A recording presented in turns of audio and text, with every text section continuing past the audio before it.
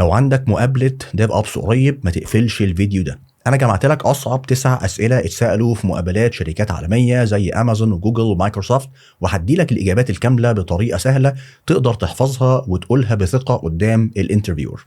صدقني السؤال رقم 7 أو 8 بالذات من أصعب الأسئلة ومهندسين كتير بيفشلوا فيه. الفيديو ده ممكن يكون الفرق بين انك تاخد اوفر او ترجع تدور تاني. يلا بسرعه نبدا باول سؤال، جيب ورقه وقلم معاك ويلا بينا. Explain the difference between continuous delivery and continuous deployment. طيب يا جماعه السؤال الاول وده واحد من اكتر الاسئله اللي بتتسال في مقابلات الديفوبس، وصدقني كتير من الناس بتتلخبط فيه.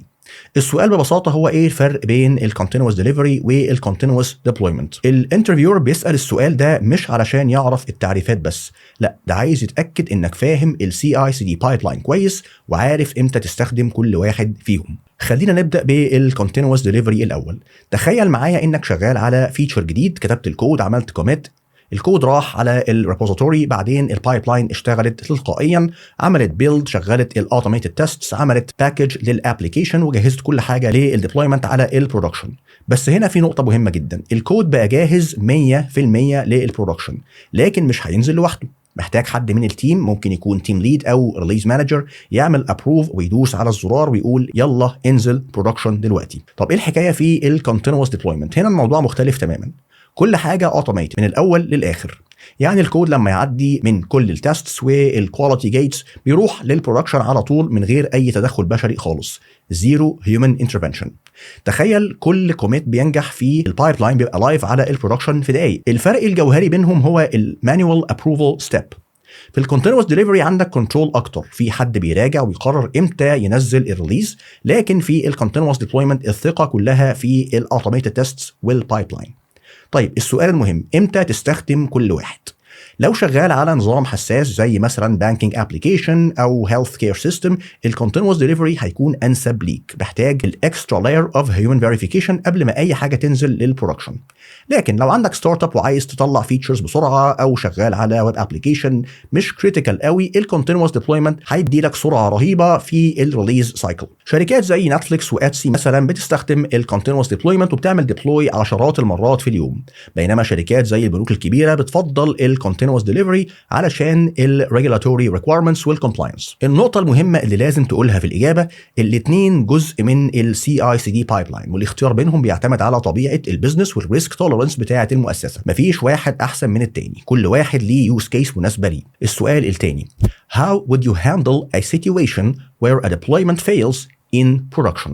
طيب يا جماعه السؤال الثاني ده من اهم الاسئله اللي ممكن تتسال في اي مقابله ديفوبس، وهو ايه اللي هتعمله لو الديبلويمنت فشل في البرودكشن؟ السؤال ده مش بس بيختبر التكنيكال سكيلز بتاعتك، لا ده كمان بيختبر الانسيدنت مانجمنت سكيلز والديسيجن ميكنج تحت الضغط. يعني الانترفيور عايز يشوف انت هتتصرف ازاي في موقف كريتيكال زي ده. خلينا نتكلم عن الاجابه المثاليه. اول حاجه واهم حاجه stay calm، البانيك مش هينفع حد. دلوقتي نبدأ في الخطوات بالترتيب. الخطوة الأولى وأهم خطوة هي immediate rollback، لازم ترجع للprevious stable version فورا. البريورتي الأولى هي استقرار البرودكشن انفايرمنت. لو بتستخدم مثلا كوبرنيتس تقدر تعمل rollback باستخدام kubectl rollout undo deployment /my app، أو لو بتستخدم حاجة زي AWS code deploy أو Jenkins لازم يكون عندك الرولباك استراتيجي جاهزة من قبل كده. الداون تايم كل دقيقة فيها بتكلف الشركة فلوس. الخطوة الثانية هي check the monitoring tools فورا، روح على البروميثيوس، الجرافانا او الكلاود واتش وشوف الماتريكس، دور على حاجات زي السي بي يو يوسج سبايك، الميموري ليكس، الايرور ريتس او الريسبونس تايم انكريس. المونيتورنج تولز دي هتدي لك اول انديكيشن عن ايه المشكله. الخطوه الثالثه انالايز ذا لوجز بالتفصيل، روح على الابلكيشن لوجز، السيستم لوجز والكونتينر لوجز. لو بتستخدم دوكر استخدم تولز زي ELK ستاك او سبلانك علشان تعمل اجريجيشن لللوجز وتلاقي الروت كوز بسرعه. دور على الايرور مسجز، الستاك تريسز واي اكسبشنز حصلت. الخطوه الرابعه وده مهم جدا الكوميونيكيشن، لازم تعمل نوتيفاي للتيم كله والستيك هولدرز. افتح انسيدنت تيكت في السيستم بتاعك سواء كان جيرا او بيجر ديوتي، اعمل ابديت للستاتس بيج لو موجود. الترانسبيرنسي او الشفافيه مهمه جدا في المواقف دي، والبيزنس تيمز لازم يعرفوا ايه اللي بيحصل. الخطوه الخامسه بعد ما الوضع يستقر لازم تعمل بوست مورتم اناليسيس، اقعد مع التيم واعملوا ريفيو كامل، ايه اللي حصل، ليه حصل، ازاي نمنعه في المستقبل، ووثق كل حاجه في الدوكيومنتيشن هتساعد التيم في المستقبل يتجنبوا نفس المشكله.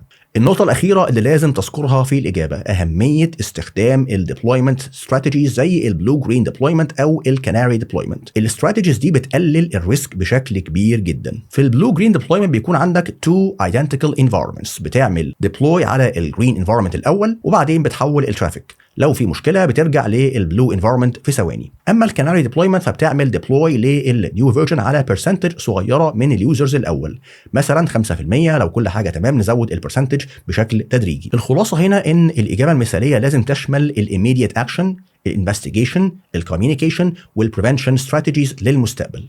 طيب السؤال رقم 3. Explain how you would design a highly available architecture in AWS or any cloud platform. طيب يا جماعه السؤال ده من اصعب الاسئله اللي ممكن تقابلك في اي انترفيو للديفوبس. ليه؟ لانه بيختبر فهمك الحقيقي للكلاود اركيتكتشر وقدرتك على تصميم سيستمز موثوقه. خلينا نبدا بالاساسيات. ايه معنى هاي افيلابيلتي اصلا؟ ببساطه يعني ان الابلكيشن بتاعك بيكون متاح طول الوقت حتى لو حصل فيلير في اي كومبوننت. الهدف اننا نوصل الاب تايم لنسبة 99.9% أو أكتر. أول حاجة في التصميم لازم تستخدم multiple availability zones، ده مش اختياري، ده أساسي.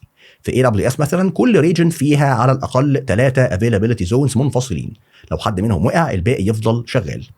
تعال نشوف الاركيتكتشر من فوق لتحت. اول لاير هو الدي ان اس، وهنا ممكن نستخدم راوت 53 مع هيلث تشيكس. بعدين يجي اللود بالانسر وده العمود الفقري للهاي افيلابيلتي. في اي دبليو اس عندك اختيارين رئيسيين، الابلكيشن لود بالانسر للاتش تي تي بي والاتش تي تي بي اس ترافيك، او النتورك لود بالانسر للتي سي بي ترافيك اللي محتاج برفورمانس عالي. اللود بالانسر ده بيتوزع اوتوماتيكلي على مالتيبل ايزيز وبيعمل ديستريبيوشن للترافيك بشكل ذكي. مثال مثلا على اللود بالانسر كونفيجريشن حاجه زي دي. بعد اللود بالانسر بيجي دور الاوتو سكيلينج جروبس، ده المكون اللي بيخليك تنام مرتاح. لو الترافيك زاد الاوتو سكيلينج بيضيف انستنسز تلقائيا، ولو قل بيشيل انستنسز علشان نوفر في الفلوس. الكونفيجريشن بتاعه بيعتمد على ماتريكس زي مثلا السي بي يو يوتيلايزيشن او عدد الريكوستس. مثلا ممكن تقول لو السي بي يو وصل 70% ضيف 2 انستنسز جديده. كده خلصنا من الكمبيوت لاير. ايه بقى اللي بعده؟ الداتابيس، ده اهم جزء لان الداتا ما ينفعش تضيع ابدا.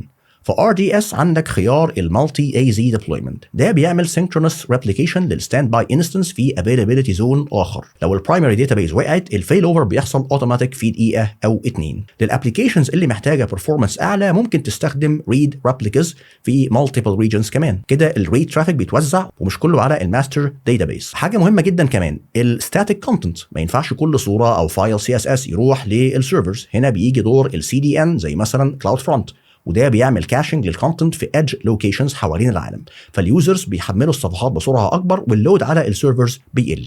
وطبعا لازم يكون عندك هيلث تشيكس قويه على كل ليفل. اللود بالانسر بيعمل هيلث تشيك كل كام ثانيه، ولو انستنس ما ردش بيشيله من الروتيشن فورا. واخيرا الباك اب استراتيجي، لازم يكون عندك اوتوميتد باك ابس يوميه على الاقل، ويفضل تكون في ريجن تاني للديزاستر ريكفري، وعندك خطه واضحه لو حصل ديزاستر هتعمل ريستور ازاي وفي كام من الوقت. علشان نلخص، الهاي افيلابيلتي مش مجرد انك تحط لود بالانسر، ده تصميم متكامل من الدي ان اس لحد الداتابيس، وكل كومبوننت فيه redundancy وفيل اوفر ميكانيزم. السؤال رقم 4. What is the difference between Docker and virtual machines? And when would you use each? تعال بقى نتكلم على سؤال كلاسيكي جدا وبيتسأل في كل مقابلة تقريبا. ايه الفرق بين Docker والvirtual machines وامتى تستخدم كل واحد؟ خلينا نبدا بالاساسيات. الفيرتشوال ماشينز بتستخدم حاجه اسمها الفول فيرتشواليزيشن، يعني كل في امايه ليها اوبريتنج سيستم كامل خاص بيها، ليها كيرنل خاص بيها وبتشتغل فوق الهايبرفايزر زي مثلا في ام وير او فيرتشوال بوكس. تخيل انك عامل كمبيوتر كامل جوه الكمبيوتر بتاعك. اما دوكر فبيستخدم كونتينرايزيشن وده مختلف تماما. الكونتينرز بتشارك نفس الهوست او اس كيرنل وبتشتغل كايزوليتد بروسيسز، يعني مفيش اوبريتنج سيستم كامل لكل كونتينر، ده بيخليها اخف بكتير. طب ايه اللي بيترتب على الفرق ده؟ حاجات كتير جدا. اولا الستارت اب تايم، الدوكر كونتينر بيبدا في ثواني، حرفيا ثانيتين 3، لكن الفي ام ممكن تاخد دقائق علشان تعمل بوت للاوبريتنج سيستم بتاعها. جرب بنفسك.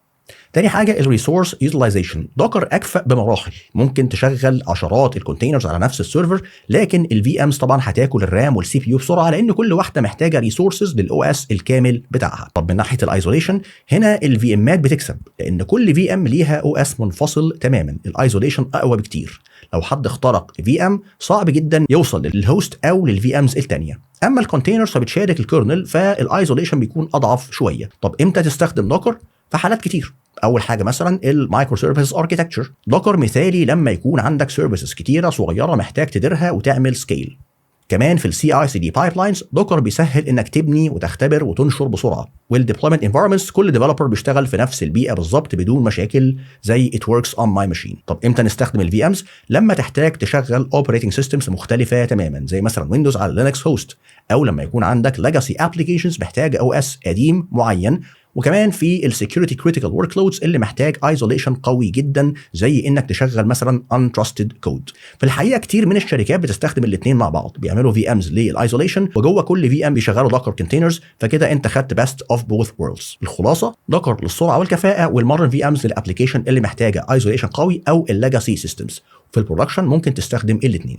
سؤال رقم 5: Explain Kubernetes architecture and its main components. طيب دلوقتي وصلنا للسؤال الخامس، وده من أهم الأسئلة اللي ممكن تتسأل فيها في أي مقابلة DevOps. السؤال ده أساسي لأي DevOps engineer دلوقتي، لأن Kubernetes بقى هو الستاندرد للكونتينر اوركستريشن. السؤال هو اشرح Kubernetes architecture والمين components بتاعتها. يلا نبدأ. Kubernetes architecture مقسومة لجزئين رئيسيين: الكنترول بلين واللي هو المخ المسؤول عن إدارة الكلاستر كله، والوركر نودز اللي هي الآلات اللي بتشغل الابليكيشنز بتاعتك بشكل فعلي. خلينا نبدأ بالكنترول بلين. في 4 كومبوننتس أساسية لازم تعرفهم كويس جدا. أول حاجة ال API server، ده قلب كوبرنيتس، كل حاجة في الكلاستر بتمر عليه. لما تعمل kubectl apply أو أي كوماند بيروح لل API server الأول، هو نقطة الدخول لكل الكوماندز والريكوستس.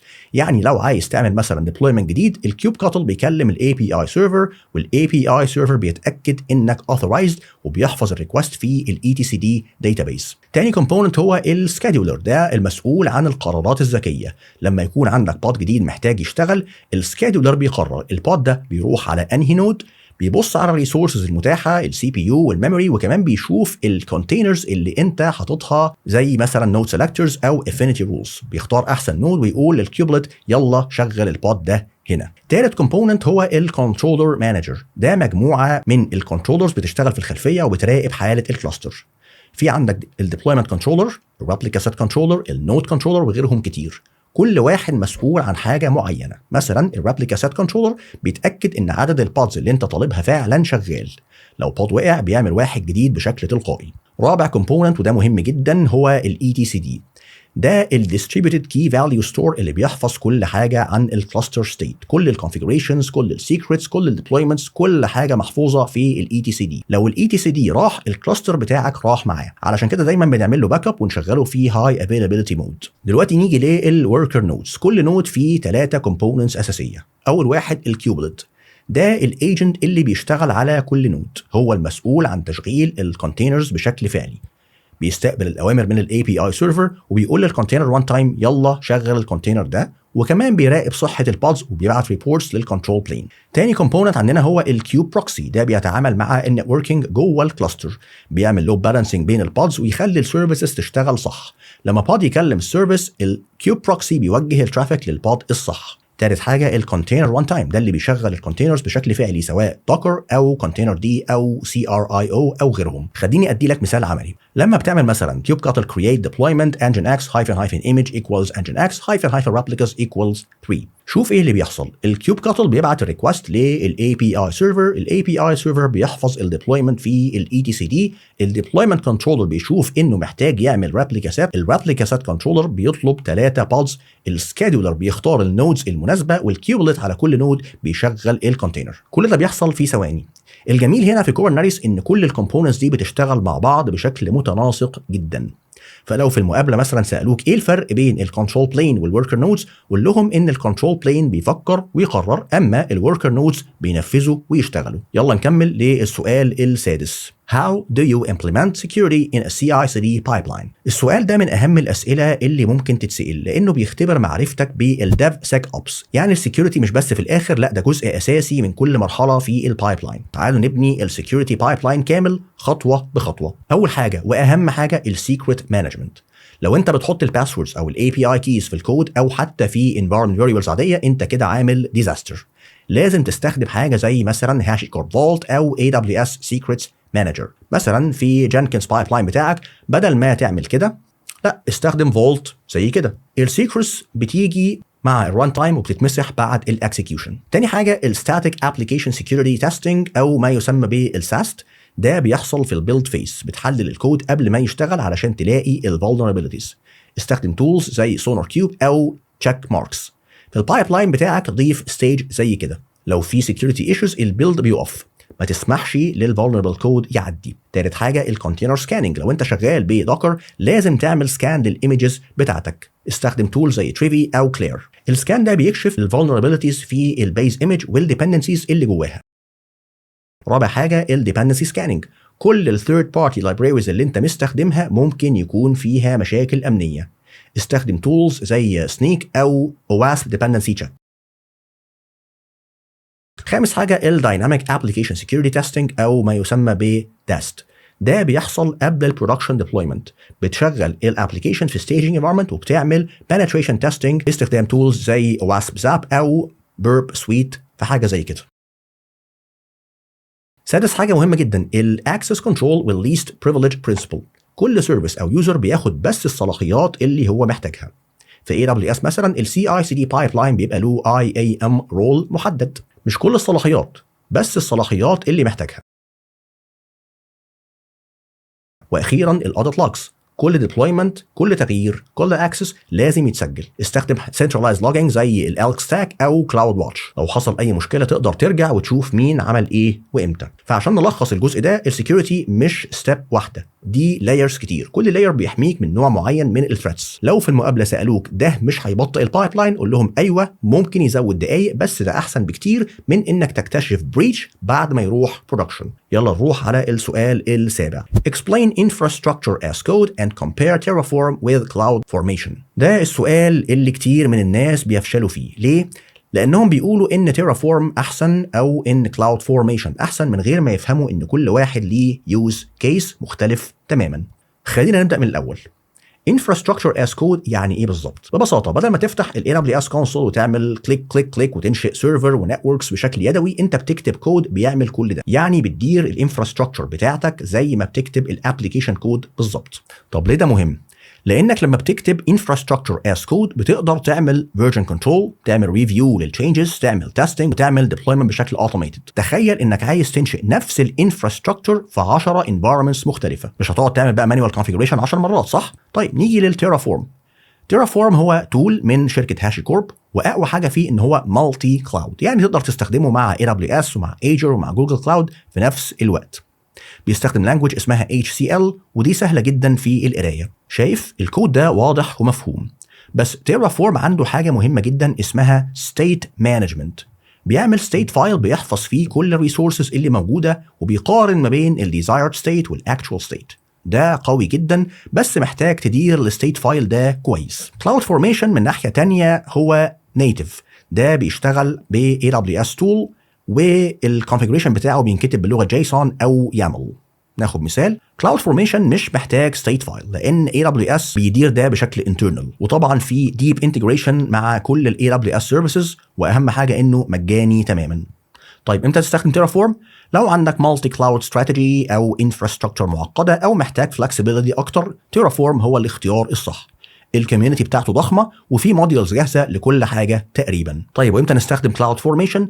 لو انت AWS only شغال بس على AWS ومحتاج نيتيف انتجريشن عميقه مع ال AWS سيرفيسز ومش محتاج تتعامل مع الستيت مانجمنت، كلاود فورميشن هيريحك جدا، خصوصا لو الديبلويمنتس بسيطه ومحتاج حاجه تشتغل اوت اوف ذا بوكس. الحقيقه في ناس كتير بتستخدم الاثنين مع بعض، تيرافورم للكور انفراستراكشر والمالتي كلاود ريسورسز، وكلاود فورميشن لل AWS سبيسيفيك سيرفيسز اللي محتاجه ديب انتجريشن زي مثلا لامدا او ستيب فانكشنز. في الانترفيو لو سالوك ايهما افضل ما تقولش واحد احسن من الثاني، قول it depends on the use case وابدا اشرح التريد اوفس. ده اللي بيفرق المهندس الشاطر عن اللي بيحفظ اجابات جاهزه. يلا نكمل للسؤال رقم 8. How would you troubleshoot a slow application in production؟ السؤال ده برضه من اهم الاسئله اللي ممكن تتسال، لانه بيختبر الديباجنج سكيلز والترابل شوتنج ميثودولوجي بتاعتك. مش بس كده، ده بيوريهم انك بتعرف تتعامل مع البريشر، لان البرودكشن انفايرمنت مش مكان للتجارب. اول حاجه لازم تفهمها، الترابل شوتنج لازم يكون سيستماتيك، مش هتفتح السيرفر وتبدا تجرب حاجات عشوائيه، لا، في ميثودولوجي واضحه. الخطوه الاولى تشيك يور مونيتورنج داشبوردز. اول ما تسمع ان التطبيق بطيء افتح جرافانا او كلاود واتش او ايا كان المونيتورنج تول اللي عندك. بص على السي بي يو يوتيلايزيشن والميموري يوسج والديسك اي او والنتورك باندويث، في الغالب هتلاقي سبايك في واحده من الماتريكس دي. لو لقيت السي بي يو عالي جدا يبقى في بروسيس بياكل الريسورسز، لو الميموري ممتلئه يبقى في ميموري ليك محتمل. الخطوه الثانيه هي الابلكيشن لوج اناليسيز. روح لللوجز بتاعه الابلكيشن واعمل سيرش عن ايرورز او وارنينجز.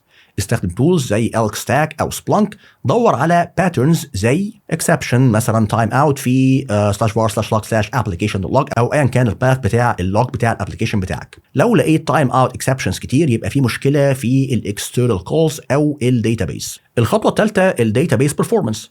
في اغلب الحالات البوتل نيك بيكون من الداتابيس. افحص السلو كويريز باستخدام كوماند زي ده. لو لقيت كويري بياخد 5 ثواني يبقى محتاج اوبتمايزيشن او اندكسنج.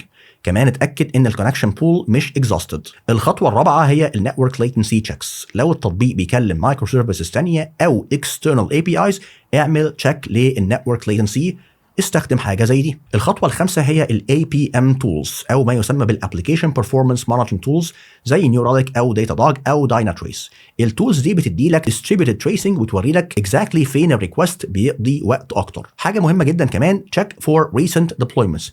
اسال في حد عمل ديبلويمنت قبل المشكله، لان في 80% من الحالات دي البرفورمانس ايشوز بيجي بعد الكود تشينج او بعد الكونفيجريشن ابديت.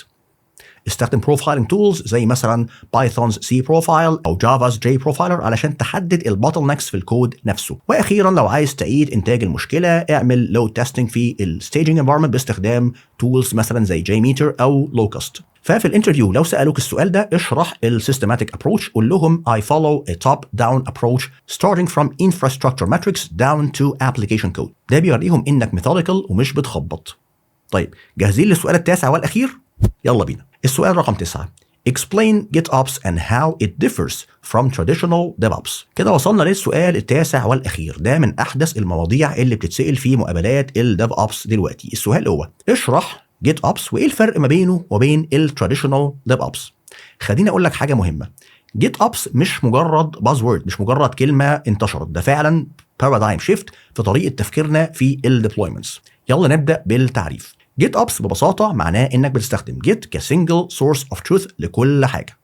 كل الانفراستراكشر كود وكل الابلكيشن كونفيجريشنز موجودين في Git ريبوزيتوريز، واي تغيير بيحصل في الكلاستر لازم يكون ريفلكتد في Git الاول. طب ايه الفرق الاساسي ما بينه وما بين التراديشنال ديفوبس؟ الفرق في الابروتش ذات نفسه. في التراديشنال ديفوبس غالبا بيكون امبيراتيف، يعني انت بتقول اعمل كذا ثم كذا ثم كذا، لكن جيت اوبس هو ديكلاراتيف، يعني انت بتقول انا عايز الستيت يبقى كذا والسيستم هو اللي بيعمله بشكل اوتوماتيك. خليني اوريك مثال عملي. في التراديشنال ديفوبس لو عايز تعمل ديبلويمنت ممكن تعمل حاجه زي كده، ولكن في الجيت اوبس انت بس بتعمل وخلاص، الباقي بيحصل بشكل اوتوماتيك. في تولز زي ارجو سي دي او فلوكس سي دي شغاله بشكل مستمر وبتراقب الجيت ريبوزيتوري وبتعمل سينك للكلاستر ستيت. طيب نتكلم عن الجيت اوبس برنسبلز. اول حاجه Git is the source of truth. كل حاجه لازم تكون في جيت، يعني حاجه الاوتوميتد ديبلويمنتس، مفيش مانيوال ستيبس، مفيش خطوات يدويه. ثالث حاجه الكونتينوس ريكونسيليشن، يعني السيستم دايما بيتاكد ان الاكتشوال ستيت بيطابق الديزايرد ستيت في جيت. الورك فلو بيبقى كده، انت بتعمل بوش لجيت ريبوزيتوري والجيت اوبس اوبريتور زي ارجو سي دي بيكتشف التشينج، بيعمل اوتوميتد سينك وبيحصل ابديت للكلاستر ستيت. لو حد غير حاجه بشكل يدوي او مانيوال في الكلاستر السيستم بيرجعها تاني للستيت اللي كان موجود في جيت، ودي حاجه اسمها سيلف هيلينج. مثال على الجيت ريبوزيتوري ستراكشر، عندك الروت بتاع الريبوزيتوري تحتيه مثلا ابس فيها مثلا فرونت اند، وبعد كده عندك deployment.yaml، وبعد كده عندك باك اند تحتيها برضه deployment.yaml، وفي الانفراستراكشر مثلا ممكن يبقى عندك نيم سبيسز فيها انجريس، وعندك ارجو سي دي جواه ابلكيشنز، دي حاجه خاصه بالاوبريتور من خلالها بيقدر ان هو يحدد ايه هو الابلكيشن اللي انت بتتعامل معاه على الكلاستر. طب ايه المميزات؟ اولا better audit trail، كل حاجه موثقه في الجيت هيستوري. تاني حاجه easy rollback، عايز ترجع للفيرجن القديم ببساطه بتعمل get revert وخلاص. تالت حاجه improved security، مفيش حد محتاج kubectl access للبرودكشن كلاستر. اليوز كيسز الاساسيه هي طبعا الكوبرنيتس deployments وطبعا المالتي كلاستر مانجمنت، فبكده الانفراستراكشر اس كود بيبقى اسهل بكتير مع جيت اوبس. ففي المقابله لو سالوك السؤال ده اشرح الديكلاراتيف نيتشر وقول لهم انك استخدمت ارجو سي دي او فلكس سي دي قبل كده، وركز على البنفيتس زي الاوديتابيلتي والسكيورتي. طيب يا جماعه وصلنا لنهايه الفيديو، خلونا نعمل ريكاب سريع للتسع اسئله اللي اتكلمنا عنهم النهارده. اتكلمنا عن السي اي سي دي بايبلاينز وازاي تصممها صح، البلو جرين ديبلويمنت، الانفراستراكشر اس كود مع تيرافورم، الكوبرنيتس اركيتكتشر والسكيورتي بيست براكتسز، المونيتورنج والاوبزرفابيلتي، وطبعا الجيت اوبس اللي بقى اسينشال دلوقتي. في النهايه عندي ليكم شويه نصايح مهمه جدا قبل ما تدخلوا اي مقابله ديفوبس. اول حاجه براكتس هاندز اون، ما تكتفيش بالنظري فقط. افتح التيرمينال دلوقتي وابدا اشتغل ديبلوي اي حاجه على كوبرنيتس، اعمل تيرافورم موديول، اكتب بايبلاين. الهاندز اون اكسبيرينس ده اللي بيفرق معاك في المقابله. تاني حاجه اعرف تشرح الواي ورا كل قرار تكنيكال. لما تقول انا استخدمت بلو جرين ديبلويمنت لازم تعرف ليه اخترته مثلا بدل الكناري، لما تقول استخدمت بروميثيوس لازم تعرف ليه مثلا مش داتا دوج. الانترفيور بيدور على الريزنينج مش بس الحفظ. تالت حاجه حضر امثله من خبرتك الشخصيه، لو عملت مثلا مايجريشن لكوبرنيتس قبل كده او حليت برودكشن ايشو معين جهز القصه دي كويس. الامثله الحقيقيه بتثبت انك فعلا عندك اكسبيرينس. وطبعا اهم نصيحه ذاكر وطبق عملي، روح على جيت هاب، ابني لابس، اعمل بروجكتس، دي الحاجه الوحيده اللي هتخليك كونفيدنت او واثق في المقابله. بالتوفيق يا شباب ونشوفكم في الفيديو الجاي ان شاء الله. انا احمد الفخراني، سلام عليكم.